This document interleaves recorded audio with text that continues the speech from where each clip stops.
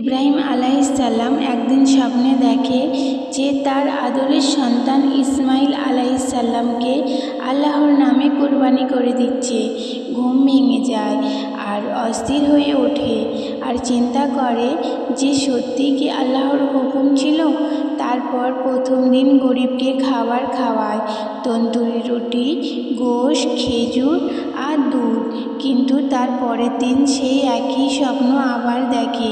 তৃতীয় দিন উট, গাই, বকরি সব কুরবানি করে দেয়, গরিবকে সব দিয়ে দেয়, কিন্তু কিছুই হয় না, সেই একই স্বপ্ন।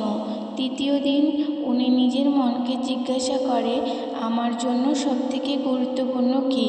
মন জবাব দেয়, ইসমাইল, যাকে তুমি বৃদ্ধ বয়সে পেয়েছো। এখন সত্যিটা সামনে ছিল, আল্লাহ পরীক্ষা নিচ্ছে। ইব্রাহিম আলাইহিসসালাম হাজরা রাদিয়াল্লাহু আনহাকে বললেন, ইসমাইলকে দাওয়াতে নিয়ে যাব। মা ছেলেকে গোসল করিয়ে নতুন কাপড় পরিয়ে দিল, মাথায় চুমু খায় আর আল্লাহর হাতে তুলে দেয়। ইব্রাহিম আলাইহিসসালাম লুকিয়ে একটা দড়ি ও ছুরি নিয়ে নেয়। ছেলের হাত ধরে মিনা পাহাড়ের দিকে চলে যায়। রাস্তায় শয়তান ধোঁকাও দেওয়ার চেষ্টা করে, প্রথমে হাজরাকে, তারপরে ইসমাইলকে। দুজনেই আল্লাহর উপরে বিশ্বাস রেখেছিল। ইসমাইল পাথর ছুঁড়ে শয়তানকে তাড়িয়ে দেয়।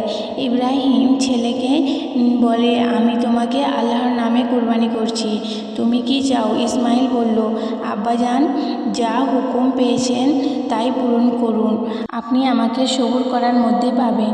ইব্রাহিমের চোখে পানি, উনি ছেলের চোখে কাপড় বেঁধে দেয়, তারপরে ছুরি চালায়। সঙ্গে সঙ্গে আল্লাহ তাআলা জিবরাইলকে পাঠালেন জান্নাতি ভেড়া নিয়ে। তারপর ভেড়ার কুরবানি হয়।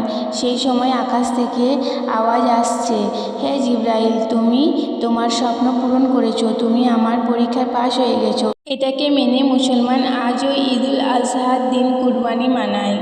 ঈদুল আজহা মোবারক সবকে।